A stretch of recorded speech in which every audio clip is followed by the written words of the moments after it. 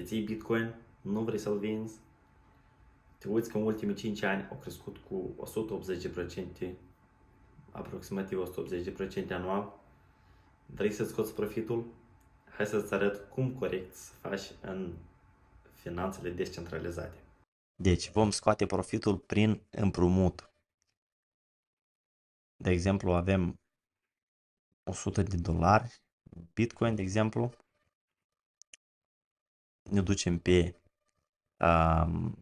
aplicația descentralizată, adică numită Aave, ca un fel de banc descentralizat, adică nu este un intermediar, este doar smart contractul.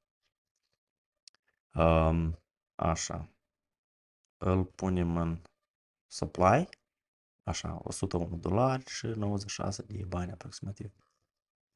Așa.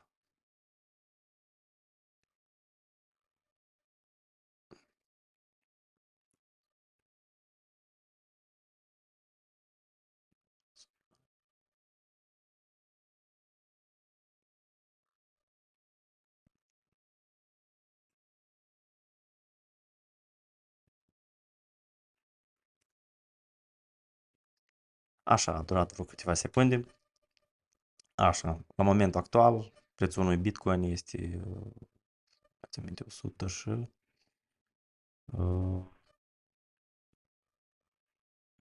Așa, a durat vreo câteva secunde. Așa, a durat vreo câteva secunde. La momentul actual, Bitcoinul costă între 105-110, fluctuează așa, nu mai țin minte. Așa,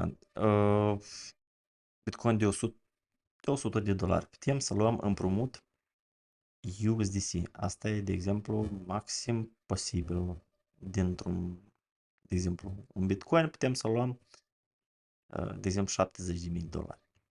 Noi putem să luăm maximum, dar avem un risc. Riscul, în caz că prețul Bitcoinului se cade foarte, adică brusc, noi ne lichidează și Bitcoinul nostru este vândut.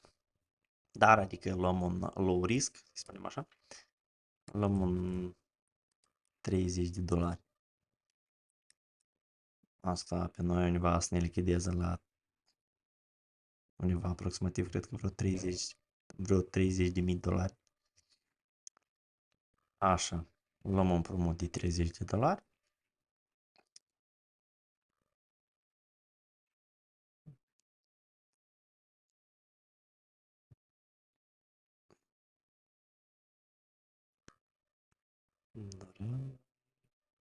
Ok, s-a făcut. Acești USDC adăugăm în numerata MetaMask, acești USDC. Așa. Și deja cu acești USDC putem să-i trimitem pe... Sunt o grămadă de serviciuri cu... Adică să plătești viața de cu zi. Așa mai departe. Evident, și pentru a da împrumutul înapoi, evident, dacă vrem să scoatem acest Bitcoin, de exemplu, de pe această platformă, să-i transformăm în Bitcoin nativ, evident, dăm la Repay, așa, dăm împrumutul înapoi de $30.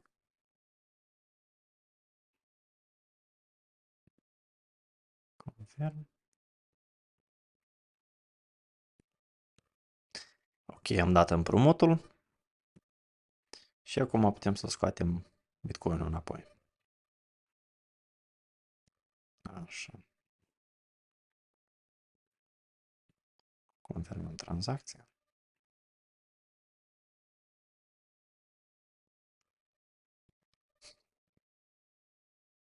Ok. Dă like acestui video și lasă un comentariu. Te aștept în video următor.